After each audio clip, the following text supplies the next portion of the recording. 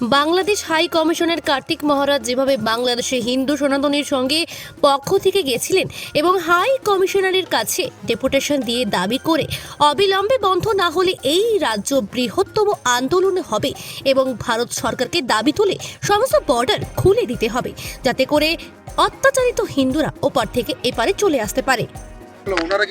ওনারা বললেন যে আমরা ইমিডিয়েট ব্যবস্থা করছি আমাদের সরকারের তরফ থেকে, আপনারা জানালেন সেটা আমরা কনভে করে দেবো। আমরা খুব ভীষণ উদ্বিগ্ন এই মুহূর্তে। গতকাল রাত্রিতে প্রচুর মানে মন্দির ভাঙা, মানুষকে করে আক্রান্ত হয়েছে। আর চিন্ময় মহাপ্রভুর পাশে যারা দাঁড়িয়েছেন লয়ার, তাদেরকে পিটানো হচ্ছে বা হুমকি দেওয়া হচ্ছে, তারা কেউ দাঁড়াননি কালকে। এটা পৃথিবীতে এরকম ধরনের মানব অবক্ষয়, নির্যাতন, অমানবিক হয়নি কোথাও। তো যার জন্য আপনারা মিডিয়া বন্ধু যারা আছেন সবাই সোচ্চারিত হন। আমরা এদের পাশে দাঁড়াবো। এরপরে নেক্সট স্টেপ নেওয়ার জন্য আমরা চিন্তা ভাবনা করছি। যদি এর মধ্যে কিছু না হয় তাহলে আমরা বর্ডার সিল করবো, লক্ষ লক্ষ মানুষকে নিয়ে বর্ডারে যাবো, সমস্ত খাদ্যদ্রব্য বন্ধ করে দেওয়া হবে। ত্রিপুরা গভর্নমেন্ট ইতিমধ্যেই ভালো স্টেপ নিয়েছে, তারা যত নার্সিং হোম, হসপিটাল সব বন্ধ করে দিয়েছে। ওই এখানকার বিরোধী দলনেতা তিনিও বলেছেন স্টেপ নেওয়ার জন্য। আমাদের মাননীয় মুখ্যমন্ত্রী পশ্চিমবঙ্গের, তিনিও বলেছেন। এই পরিস্থিতির পরিপ্রেক্ষিতে আমরা চাই রাজনীতির ঊর্ধ্বে উঠে আজকে মানবিকতার প্রশ্নে বাংলাদেশের সমস্ত সংখ্যালঘুদের পাশে দাঁড়ানো। আমরা ইতিমধ্যে সনাতন সংস্কৃতি সংসদের পক্ষ থেকে আমরা এসেছি। আমরা বিভিন্ন মঠ, ইউনিক গৌড়ীয় মঠের পশ্চিমবঙ্গের সম্পাদক, আমি ভারত সেবাশ্রম সংঘের কর্মী। আমরা আশ্রমের পক্ষ থেকেও আমাদের প্রধান সম্পাদক ইতিমধ্যেই দিল্লিতে প্রধানমন্ত্রী, স্বরাষ্ট্রমন্ত্রী দপ্তরে জানিয়েছেন ব্যবস্থা নেওয়ার জন্য। আমরা অপেক্ষা করছি আরও 3-7 দিন। যদি এর মধ্যে মহাপ্রভু এই চিন্ময় প্রভুর যদি মুক্তি না হয় তাহলে আমরা বর্ডারে লক্ষ লক্ষ মানুষকে নিয়ে উপস্থিত হব 7 দিনের মধ্যে। আচ্ছা, এই বাংলাদেশে আমরা দেখতে পাচ্ছি এক একটা জেলাতে হিন্দুদেরকে টার্গেট করে তাদেরকে মারধর করা হচ্ছে, অথচ গ্রেপ্তারি নেই, কি বলবেন? গ্রেপ্তারি এটা বাংলাদেশে, এর পেছনে তো পাকিস্তান রয়েছে না। 1947 সালে যে দেশ বিভাজন হয়েছিল, 2 নেশন থিওরিতে, ধর্মের ভিত্তিতে, পাক ভূমি আর অপাক ভূমি এই নিয়ে ভাগ হয়েছিল দেশ।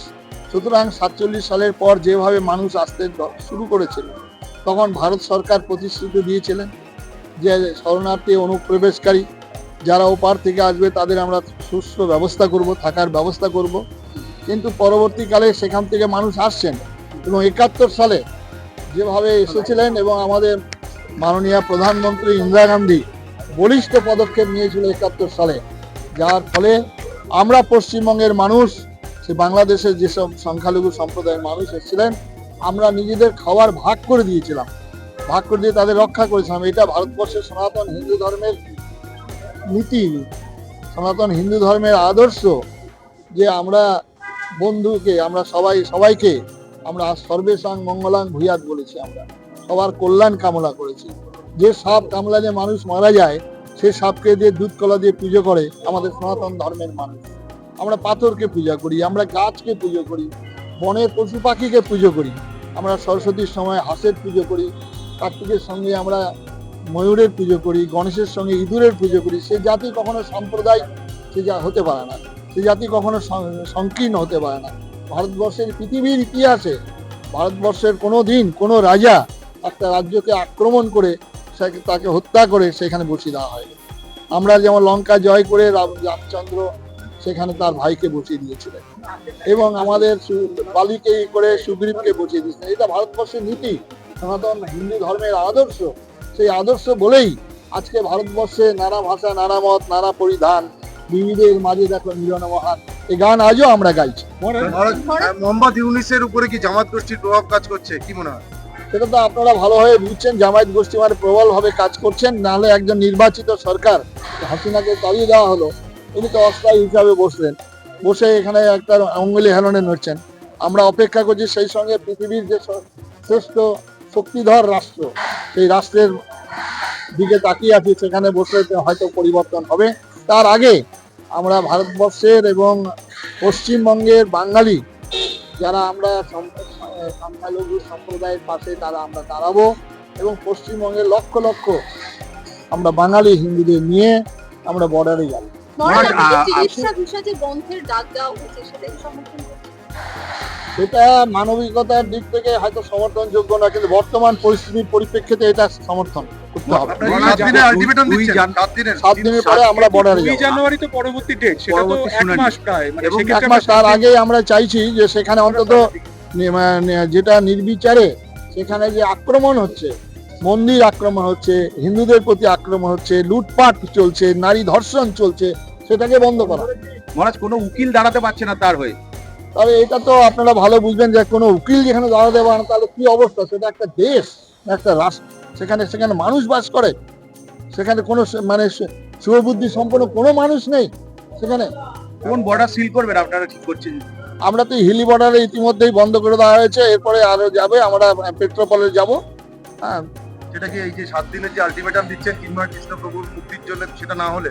সেটা না হলে না, সেটার ব্যবস্থা কি হচ্ছে, অত্যাচার বন্ধ না হলে আচ্ছা, সেটা আইনের ব্যবস্থা হচ্ছে। আমরা ইন্টারন্যাশনাল এতে জানানো হয়েছে চিন্ময় মহাপ্রভুর, যেহেতু ইসকন সারা পৃথিবী জোড়া, তারা এটা বিরাটভাবে পদক্ষেপ নিচ্ছে। আর ইসকন সম্পর্কে আপনারা সবাই জানেন, এমন একটা প্রতিষ্ঠান যেটা মহাপ্রভুর নামে, যে মহাপ্রভু বলেছিলেন যে পৃথিবীতে যত নগরাদি গ্রাম প্রচারিত আজকে সেটা প্রচার হচ্ছে। আজকে আমেরিকা থেকে আরম্ভ করে, রাশিয়া থেকে আরম্ভ করে সমস্ত জায়গায় আজকে এই ধর্ম গ্রহণ করেছে।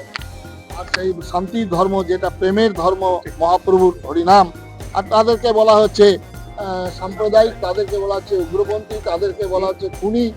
এটা কোনো সহ্য করবে না। ভারতবর্ষের সমস্ত মঠ মন্দির, সাধু সন্ন্যাসী তারা সব পথে নেমেছেন এবং চিন্ময় মহাপ্রভু যে কাজটা করেছেন, যেটা আমরা করতে পারিনি, তিনি একটা কমন প্ল্যাটফর্ম তৈরি করেছেন।